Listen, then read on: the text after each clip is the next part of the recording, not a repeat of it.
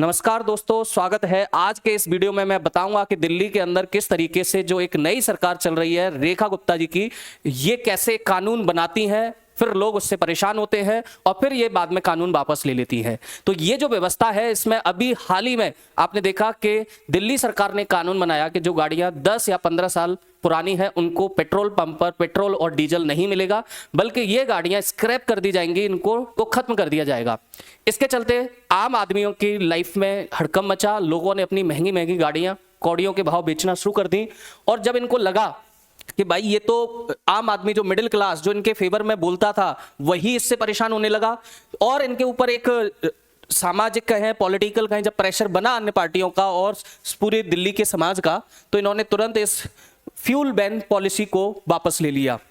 सवाल यह है कि ये वापस लेना ही था तो ये किस जल्दबाजी में, मॉनसून सीजन में कौन सा पोल्यूशन होता है पहले तो ये समझ में नहीं आ रहा, क्योंकि इनका मानना है कि जो ओल्ड व्हीकल्स है पोल्यूशन कॉज करते हैं। इन्हें दिल्ली का पोल्यूशन की चिंता थी, तो भाई मॉनसून सीजन में तो पोल्यूशन नहीं हो रहा है, फिर मॉनसून सीजन में जल्दबाजी में इस तरीके के कानून पास करने की क्या जरूरत थी। भाई इस सीजन में तो जरूरत थी कि आप क्या करें, दिल्ली की जो सड़कें हैं, है ना, उनको जल भराव मुक्त करें। जल की समस्या से निपटना जरूरी था, वो तो ये कर नहीं पाए। दिल्ली में वही कारें जिनको ये बंद करना चाह रही हैं, वो डूब रही हैं पानी में। उनकी हालत ये है कि लोग जो है अपनी बाइक लेके पानी में गिर रहे हैं, तालाब बनी हुई हैं सड़कें। इस पर ध्यान न जाके मैडम का ध्यान था कि इन गाड़ियों को कैसे भी जब्त करो और इनको खत्म किया जाए, जबकि इन्हें ये आइडिया भी नहीं है कि एक व्यक्ति के लाइफ में एक कार कितने मायने रखती है। वो कितने जद्दोजहद के बाद कोई व्यक्ति एक कार ले पाता है और फिर उसमें अपना जीवन गुजारने की कोशिश करता है। आम आदमी 10 साल तक कार में एक स्क्रैच भी नहीं आने देता, वो इतने संभाल के रखने की कोशिश करता है। लेकिन मैडम ने इनको दुख दर्द तो नहीं, लेकिन हाँ प्रेशर में आके इन्होंने तुरंत ये कानून वापस भी लिया है। लेकिन अब देखिए डैमेज कंट्रोल करने की कैसी कोशिश हो रही है। डैमेज कंट्रोल करने की कोशिश ये हो रही है, अब बताया जा रहा है कि मैडम यानी दिल्ली सरकार सुप्रीम कोर्ट जा रही है और सुप्रीम कोर्ट में ये बोलेंगी कि भैया पूरे देश में जो कानून आप बनाओ वैसे ही कानून दिल्ली के लिए बनाओ। और इनका मानना है कि अब हम दिल्ली के आम लोगों के लिए लड़ाई लड़ेंगे सुप्रीम कोर्ट में जाके। मतलब इनको याद आ गया कि दिल्ली में आम आदमी, गरीब लोग भी रहते हैं। हालांकि इनको ये याद अगर होता तो इन्होंने अभी कुछ टाइम पहले दिल्ली की गाड़ियों से पहले, यानी ये दिल्ली के स्कूलों की व्यवस्था पे ध्यान नहीं दिया और इन गरीबों के घरों पे ध्यान नहीं दिया। इन्हें पता ही नहीं है कि इन झोपड़ियों में जो लोग रहते थे वो कितने गरीब।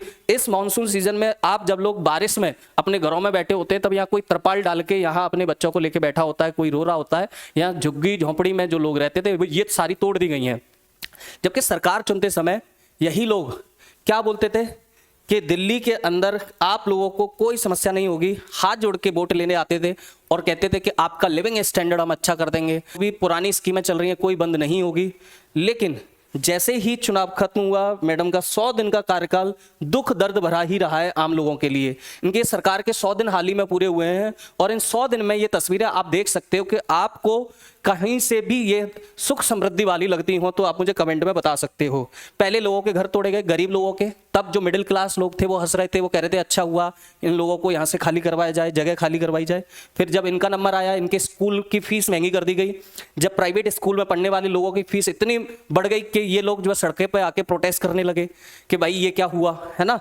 आम आदमी पार्टी की सरकार में तो स्कूलों में फीस वृद्धि नहीं हुई थी, साथ ही जो सरकारी स्कूल थे वो बहुत आलीशान कर दिए गए। अभी यहाँ पे सड़कें, है ना, जल भरी हुई, जिनको गड्ढा मुक्त सड़कें बनाने का टारगेट दिया गया था, उन्होंने जल भराव युक्त सड़कें बना के तैयार कर दी। अब गाड़ी अगर डूबने से बच भी गई तो वो सरकार से नहीं बचेगी। फिर बाद में इनको कानून वापस लेना पड़ा और हाल ही में मैडम अब ये दावा कर रही है कि हम आम आदमियों की लड़ाई सुप्रीम कोर्ट में लड़ेंगे। इन 100 दिन के आकलन पे अभी बहुत कुछ कहा जा सकता है। आप सब क्या सोचते हो इन सब के बारे में, आप मुझे कमेंट में लिख के बताएं।